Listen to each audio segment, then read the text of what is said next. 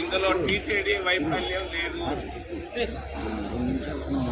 TTD అధికారులు బాగా చేస్తున్నారు ఈ మధ్య, క్రితం కంటే ఎంతో బెటర్. వాస్తవ విషయం చాలా మందికి తెలియదు.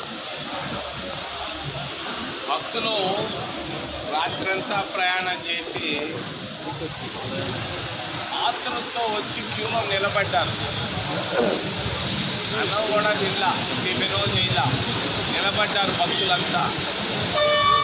బ్లడ్ షుగర్ పడిపోయింది వాళ్ళకి, బ్లడ్ షుగర్ పడిపోయింది. చక్కెర అనేది ఒకటి ఉంటుంది. నేను చాలామంది పడిపోయిన భక్తులు పక్కనే స్థానికులు ఉన్నారు, ముఖ్యంగా పెద్ద హరిజన వార్డు నుంచి చాలామంది.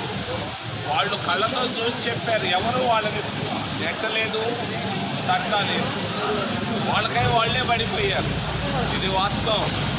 దీనికి శ్యామలరావు కానీ, వెంకయ్య కానీ, టీటీడీ అధికారులు కానీ, పోలీసులు కానీ సంబంధం లేదు. మరి చాలా ఆశతో వచ్చారు, వస్తే అక్కడ మేలు జరుగుతుంది వైకుంఠంలో అని. మరి కడుపు నిండా ఏమీ తినకుండా వచ్చి క్యూ లైన్లో నిలబడ్డారు, అక్కడికక్కడికే పడిపోయారు.